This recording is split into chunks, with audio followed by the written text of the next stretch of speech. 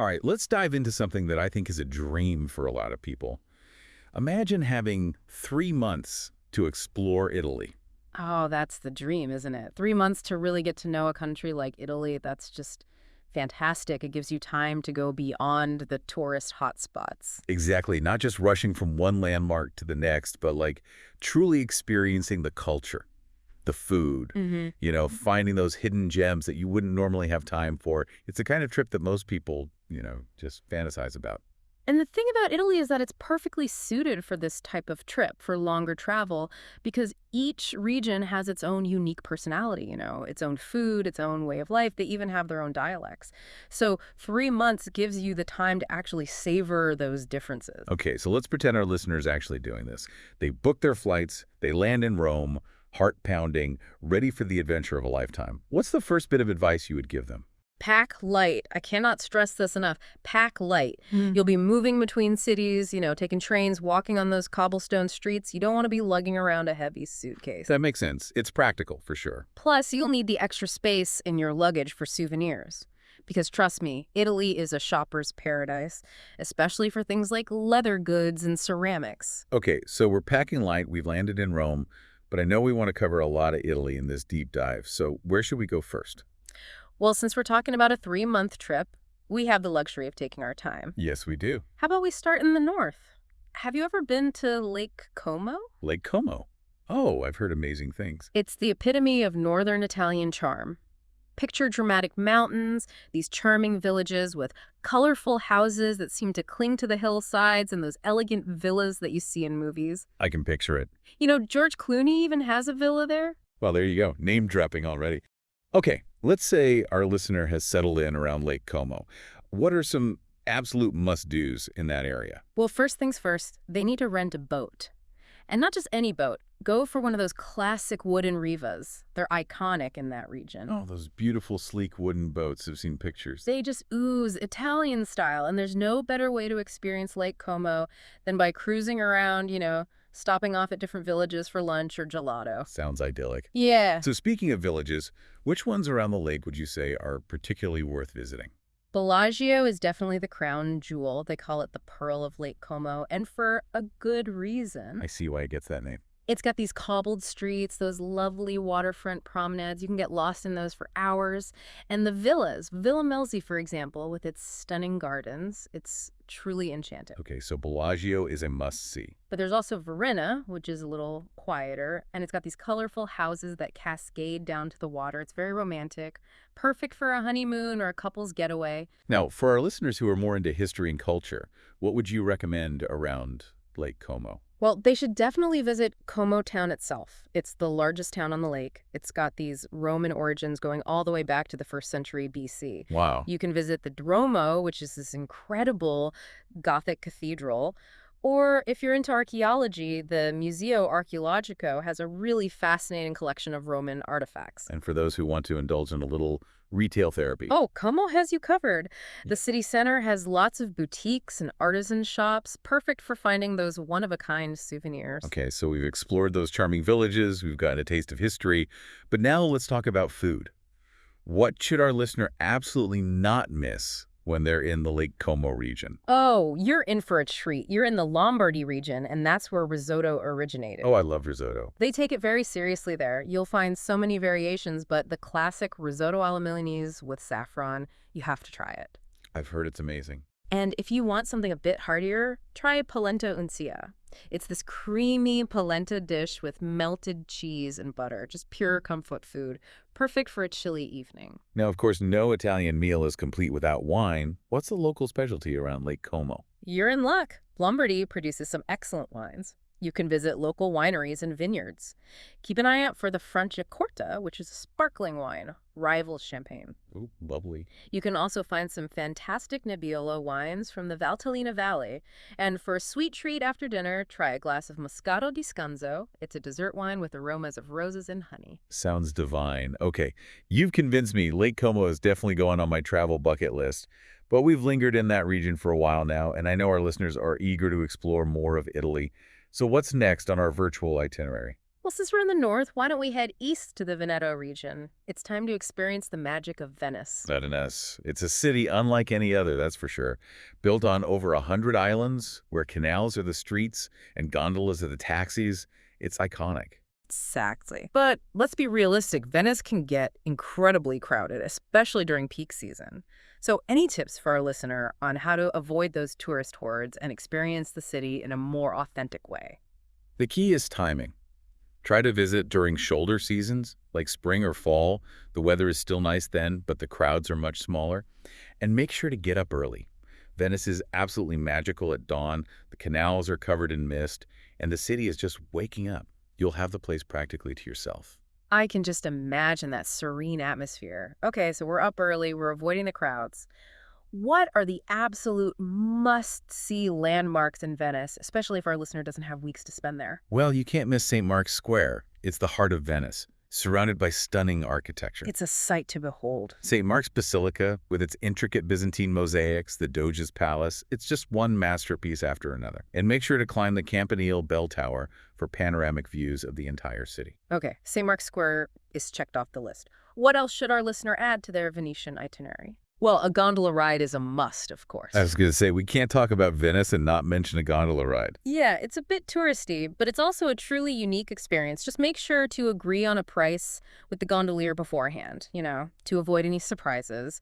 And to really escape the crowds, explore some of those quieter neighborhoods like Dorsoduro or Cannaregio. They're full of charming squares, little artisan workshops. And I hear they're full of those local Baccari, those little bars serving Venetian tapas, right? Yes, those are called cicchetti. I must try. Cicchetti. Now you're speaking my language.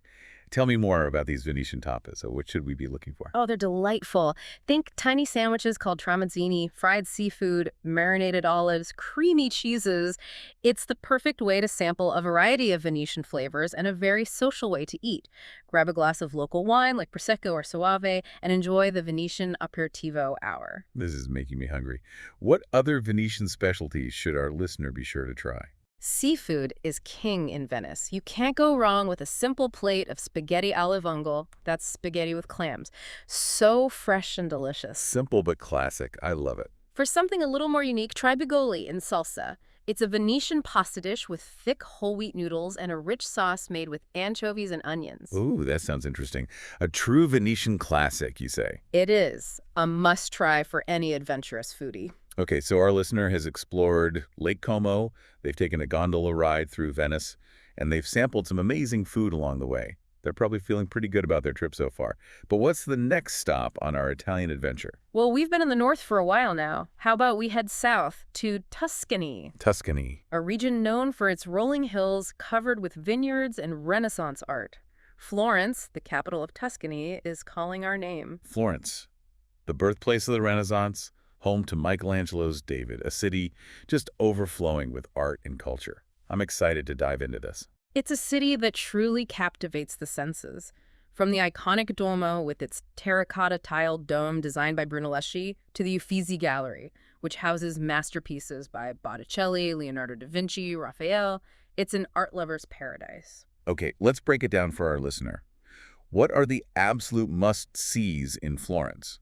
We know they can't spend weeks in each city, so what should they prioritize? The first thing on the list has got to be the Galleria dell'Accademia to see Michelangelo's David. It's one of the most famous sculptures in the world. It's truly awe-inspiring. Then the Uffizi Gallery is an absolute must for any Renaissance art enthusiast. Just be sure to book tickets in advance. The lines can get really long. Great tip. Now, what about for those who might not be as in art? What else does Florence have to offer? Well, even if you're not a huge art fan, Florence is still a city with a rich history and vibrant culture. You can stroll across the Ponte Vecchio, the only bridge in Florence that wasn't destroyed during World War II, and it's now lined with shops. It's a beautiful bridge. You can also climb to the top of the Duomo for breathtaking views of the city. I bet the view is incredible. Oh, it is. And for a real taste of local life, explore the Oltrarno district. It's a charming neighborhood on the south bank of the Arno River, full of artisan workshops, trattorias, hidden gardens. Sounds like a hidden gem. It is. You can wander around for hours and just soak up the atmosphere. We're painting quite a picture here. I'm already feeling inspired to book a flight to Florence. But before we move on, let's talk about the Tuscan culinary scene. What should our listener be sure to savor while they're in the region? Tuscan food is all about simplicity. Fresh, local ingredients cooked to perfection. You can't go wrong with a classic bistecca alla Fiorentina, which is a thick, juicy T-bone steak grilled over charcoal. My mouth is watering just thinking about it. And for some Tuscan comfort food, try papa al pomodoro, a hearty tomato and bread soup. It's like a warm hug in a bowl. Sounds delicious. And of course, no trip to Tuscany is complete without indulging in some of the region's world-renowned wines like Chianti Classico or Brunello di Montalcino. Tuscany really is a feast for the senses. It truly is, and we've only just scratched the surface. Italy has so much to offer, and we have so much more to explore. But for now, let's take a pause and let our listeners digest all of this amazing information. We'll be back soon to continue our Italian adventure. Stay tuned.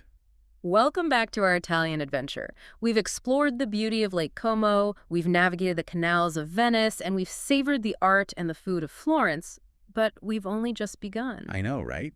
It's amazing how much Italy has to offer. And as any seasoned traveler knows, the true magic of Italy really lies in its diversity. So for this part of our journey, let's head south to a region that's a little bit wilder, a little bit more untamed. Ooh, I like where this is going. Are we talking about the Amalfi Coast? Because I've heard stories, dramatic cliffs, colorful villages clinging to the hillsides, and the most amazing seafood. You read my mind. The Amalfi Coast is a feast for the senses. It's a UNESCO World Heritage Site, and for a very good reason. I can only imagine. Just imagine winding roads carved into these sheer cliffs, the turquoise waters of the Tyrrhenian Sea sparkling below, and those charming towns like Positano and Amalfi with their pastel-colored houses, they just tumble down to the water's edge. It's truly spectacular. It sounds absolutely breathtaking, but I also imagine it can get pretty crowded, especially during those peak summer months. Oh, you're right about that. It does. So any insider tips for our listeners on how to navigate the Amalfi Coast without feeling overwhelmed by the crowds? Absolutely. First and foremost, try to visit during those shoulder seasons, so like spring or fall. The weather is still beautiful, but the crowds are much smaller. And another thing, ditch the car. Those roads are narrow and winding, and parking, forget about it, it's a nightmare. Instead, embrace the local transportation, the ferries, the buses, even walking. It's a much better way to really experience the region at your own pace. Okay, that's great advice. So we're hopping on a ferry, the wind in our hair, the sun on our faces. Where are we headed first? Positano. You have to see Positano. It's the most iconic town on the Amalfi Coast. It's got those colorful houses cascading down the hillside to this picture-perfect beach. It's just like you see in the photos. So picturesque. Get lost in those little labyrinthine streets. Browse the boutiques for handmade ceramics and leather sandals. And treat yourself to a lemon granita. It's a refreshing local specialty made with shaved ice and fresh lemon juice. Ooh, that sounds amazing. A perfect way to cool down on a hot day. Yeah. But I'm also curious about the other towns along the coast. What makes them unique? What should we be looking out for? Well, Amalfi itself, the town that gives the coast its name, is steeped in history. It was once a very powerful maritime republic, and you can still visit the Duomo, this striking 9th century cathedral with a Moorish-influenced facade. And for a real taste of authentic Amalfi life, you should wander through the Valley of the Mills. It's a network of ancient paper mills dating back to the Middle Ages, nestled in this lush valley just outside the town. It's really quite fascinating. Okay, so we've soaked up the charm of Positano, we've delved into the history of Amalfi, but there must be some other hidden gems along the Amalfi Coast that our listeners should be looking out for. Oh, absolutely. For a truly off-the-beaten-path experience, hop on a ferry to Capri. It's an island just off the coast. It's like a world apart. Dramatic cliffs, hidden coves, and the famous Blue Grotto, a sea cave that's illuminated with this ethereal blue light. It's really something special. And while you're on Capri, make sure to take the chairlift up to Monte Solaro. It's the highest point on the island, and you get these panoramic views of the entire coastline. It's breathtaking. A chairlift with those coastal views.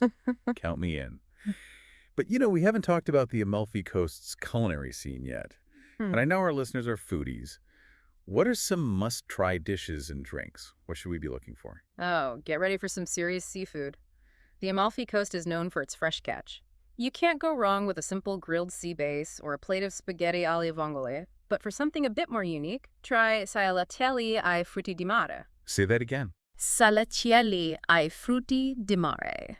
It's a local pasta dish made with these thick, flat noodles, and a seafood sauce is just bursting with flavor. Ooh, that sounds delicious. And what about the drinks? What should we be sipping on along the Amalfi Coast? When in Amalfi, you have to try limoncello. Limoncello. It's that sweet and tangy liqueur made with those locally grown lemons. It's the perfect digestive after a delicious meal. And for a taste of the region's winemaking tradition, sample some Falanghina. It's this crisp white wine that pairs perfectly with all that fresh seafood. Okay, I'm sensing a theme here. Italy is all about indulging in the good life. You're getting it.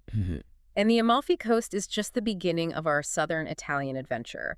Let's head further south to a region that's a little bit more rugged, a little bit more fiery. You're going to say Sicily, aren't you? Sicily. I know it. The largest island in the Mediterranean, and it's a world unto itself. It's a place where you have ancient history, breathtaking landscapes, and a vibrant culture that is uniquely Sicilian. I've heard so much about Sicily. It sounds like this fascinating blend of cultures and influences. It really is. You see, over the centuries, Sicily has been ruled by the Greeks, the Romans, the Arabs, the Normans, the Spanish, and they've all left their mark on the island. Wow. Art, the architecture, the cuisine, even the language. It's a real melting pot of cultures, and that's what makes it so special. So let's say our listener has just landed in Sicily. They're feeling adventurous and ready to explore. Where should they go first? Palermo, the capital city. You have to see Palermo. It's a bustling city with a rich history, a vibrant street life. Explore the Quattro Canti. It's this Baroque square, the heart of the city. Visit the Norman Palace with its stunning Palatine Chapel. And wander through the Bolaro Market. It's a real sensory overload of colors, aromas, and all that amazing local produce. You'll get lost in there for hours. A market. I bet there are some incredible food finds to be discovered there. What should our listener be looking for? Oh, Sicilian cuisine is a reflection of the island's diverse history. You can really see the influences from all those different cultures who have ruled Sicily. In Palermo, make sure you try arancini. They're those fried rice balls filled with ragu or cheese. And pennelle, which are chickpea fritters, they serve them in a sesame seed bun. So good. And what about something sweet? I had a sweet tooth. Cannoli, of course. Cannoli. Those crispy pastry tubes filled with sweet ricotta cream, a Sicilian classic. And for a really unique experience, try granita, a semi-frozen dessert made with fruit, sugar, and water. Often they serve it with a brioche bun for breakfast. Now, I know Sicily is known for its incredible beaches. Where should our listener head if they're looking for some seaside relaxation? Oh, there are so many to choose from. Cefalù is a great option. It's this charming coastal town with a Norman cathedral and this beautiful sandy beach, perfect for swimming. Or head south to the Valley of the Temples. It's an archaeological park with some really well-preserved Greek temples, and they overlook the sea. It's truly awe-inspiring. And for a more off-the-beaten-path experience, explore the Aeolian Islands. It's this volcanic archipelago just north of Sicily, and they have these stunning black sand beaches. Black sand beaches. I've never seen those before. They're pretty unique. And speaking of unique, we can't talk about Sicily without mentioning Mount Etna, the tallest active volcano in Europe. You can actually hike to the summit for incredible views or take a guided tour and explore the volcanic craters and lava flows. It's really quite an adventure. A volcano. Wow. That's definitely go on my list. Okay, our listener has explored Palermo. They've tasted some delicious Sicilian cuisine. They've relaxed on the beach. They've hiked up a volcano. They're having an incredible time.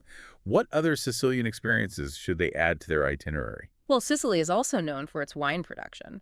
Make sure to head to the Marsala region to sample some Marsala wine. It's a fortified wine that ranges in flavor from dry to sweet. Or visit the Mount Etna region. They produce some really unique and flavorful wines there because of the volcanic soil. Volcanic wine. That sounds so intriguing. What's it like? It's really interesting. The volcanic soil gives the wine this distinctive minerality. And speaking of distinctive, we can't talk about Sicily without mentioning the people. The Sicilians are known for their warmth, their hospitality, and their passion for their island. It sounds like our listeners will be welcomed with open arms. Oh, absolutely. Sicilians are very proud of their heritage and eager to share it with visitors. You'll feel right at home. Okay, so we've covered a lot of ground today, from the charming towns of the Amalfi Coast to the vibrant culture and fiery landscapes of Sicily. Our listeners must be feeling overwhelmed by all these amazing experiences. It's true. We've only just scratched the surface of what southern Italy has to offer. But don't worry, we'll be back soon to continue our deep dive into the wonders of Italy. Stay tuned. Welcome back, everyone. I'm still dreaming about those Sicilian beaches and that volcanic wine. It's incredible how each region of Italy has its own distinct feel, like a completely different world. Isn't it amazing? You travel just a couple hundred kilometers and boom, you're surrounded by different landscapes, different customs, different dialects, even a different pace of life. It's like getting multiple vacations packed into one. But with 3 months to explore Italy, the challenge isn't picking which regions to see. It's how to actually string them together into, a smooth, enjoyable journey. You're absolutely right. It's tempting to cram it all in, hit every single highlight. But that can lead to, well, a pretty frantic and exhausting trip. With 3 months, you've got the luxury of slow travel. I love that idea, slow travel. So pick a few regions that really call to you, and then dive deep into those. Don't try to see everything at once. Exactly. Quality over quantity. So let's say our listener is particularly drawn to the art and history of Italy. What kind of route would you suggest for them? Oh, that's a great question. Well, naturally, they'd have to start in Rome. A city steeped in history, ancient ruins like the Colosseum, the Roman Forum, not to mention those stunning Baroque churches and world-class museums like the Vatican museums. Rome is truly a must-see for any visitor to Italy. Absolutely. They could easily spend a week or two there just soaking up the atmosphere. And after Rome, where would our art and history buff go next? From Rome, they could head north to Florence. Florence. The birthplace of the Renaissance. They could spend their days in the Uffizi Gallery, marvel at Michelangelo's David, and of course climb to the top of the Duomo for those breathtaking views of the city. I can't even imagine. While they're in Tuscany, they could also explore Siena, that charming medieval city. Or visit the Leaning Tower of Pisa, how could you not? So Rome, Florence, Tuscany, all checked off the list. What else is there for our art and history enthusiasts to discover? Well, from Florence, they could head east to Venice. Venice. A city unlike any other, built on water, filled with that stunning Byzantine and Gothic architecture. They could wander around St. Mark's Square, take a gondola ride, explore the quieter neighborhoods like Dorsoduro, which is home to the Peggy Guggenheim Collection, a fantastic museum of modern art. Sounds like a dream itinerary for any art lover, but let's say our listener is, well, more of a foodie. What kind of route would you map out for them? Oh, for the foodie, Italy is a dream destination. They could start in Bologna. Bologna. The capital of the Emilia-Romagna region. It's known as the culinary heart of Italy. Really? I've never been. Tell me more. They could spend their days sampling tortellini, mortadella, Parmesan cheese. They could even take a cooking class and learn the secrets of Italian cuisine firsthand. Bologna, the city of food. I'm adding it to my list. Yeah. Where to next for our culinary adventure? From Bologna, they could head south to Tuscany. Back to Tuscany. It's famous for its rolling hills, those vineyards, but also for its hearty cuisine. They could have the famous bistecca alla fiorentina, go truffle hunting. Oh, truffle hunting sounds incredible. It's an experience. And of course, a visit to some wineries in the Chianti region is a must. Okay, so Bologna, Tuscany. Now, what if our foodie wants some coastal flavors? What would you recommend? Well, then they absolutely have to go to the Amalfi Coast. Of course. You can't beat that fresh seafood. And they have to indulge in some limoncello, savor the local pasta dishes like, what was it called? Cilatielli ai frutti di mare. Yes, that one. It's fantastic. I'm getting hungry just thinking about it. Okay, we've got Bologna, Tuscany, Amalfi Coast. Any other must-visit spots for our food-loving traveler? Sicily. Sicily again. You can't miss it. It has such a rich culinary heritage, influenced by all those different cultures over the centuries. They could sample street food in Palermo, the seafood in Cefalù, and of course they can't leave without indulging in those cannoli in Granita. It's a true feast for the senses. Now, what if our listener is more interested in outdoor adventures? What kind of itinerary would you put together for them? Italy is an outdoor enthusiast's playground. They could start in the Dolomites. The Dolomites? It's a mountain range in northeastern Italy, known for its dramatic peaks, stunning scenery. I've seen pictures. They look incredible. The hiking trails are world-class. They could hike to the summit of a mountain, go rock climbing, even try Via Ferrata. It's a protected climbing route with fixed cables and ladders. Via Ferrata, wow. That sounds like a real adventure. What other outdoor adventures are in store for our listener? From the Dolomites, they could travel south to the Cinque Terre. It's a string of 5 picturesque villages perched on cliffs overlooking the Ligurian Sea. Cinque Terre. Oh, I've always wanted to visit. You can hike between the villages, go for a swim in those turquoise waters, or take a boat trip along the coast and admire the views from the sea. It's just magical. Okay, Dolomites, Cinque Terre, what else? What other hidden gems are there for our outdoor enthusiasts? Well, how about Sardinia? Sardinia. An island off the coast of Italy, known for its pristine beaches, that rugged coastline, and those crystal clear waters. It's a water lover's paradise. They could go snorkeling, diving, kayaking, windsurfing, or simply relax on the beach and soak up that Mediterranean sun. It sounds like the perfect place to unwind and connect with nature. Yeah. Now, we've covered art lovers, foodies, outdoor enthusiasts, but what about the listener who's simply looking for a relaxing, romantic getaway? Well, for those seeking romance, Italy is the ultimate destination. They could start in Venice. Venice, of course. It's a city built for romance with those gondolas, canals, charming bridges. It's so picturesque. They could take a gondola ride at sunset, stroll hand in hand through those quiet neighborhoods, savor delicious meals in those candlelit restaurants. The Venice at sunset. That sounds like a scene straight out of a movie. It is magical. And from Venice, they could head south to Lake Como. It's famous for its stunning scenery, those elegant villas, its tranquil atmosphere. They could stay in a luxurious hotel overlooking the lake, maybe take a boat trip to Bellagio, or visit the gardens of Villa Carlotta. Lake Como, the perfect place to unwind, reconnect, and fall in love all over again. Exactly. And they could also head to the Amalfi Coast, with that dramatic coastline, those charming villages, and the most stunning sunsets you'll ever see. They could walk along the beach in Positano, have a romantic dinner in Ravello, take a boat trip to Capri. It sounds like an incredibly romantic itinerary. But no matter what kind of trip our listener is dreaming of, I think the most important thing is to embrace that Italian way of life. Would you agree? Absolutely. Slow down, savor each moment, enjoy the simple pleasures, connect with the local people. That's what it's all about. Eat good food, drink good wine, soak up the Italian sunshine. That's the Italian way. And remember, these are just starting points. With 3 months to explore, the possibilities are endless. So to all of our listeners out there, start planning your dream trip to Italy today. Whether you're drawn to art, history, food, the outdoors, or simply the romance of it all, Italy has an unforgettable journey waiting just for you. And as they say in Italy, la vita è bella. Life is beautiful. Ciao!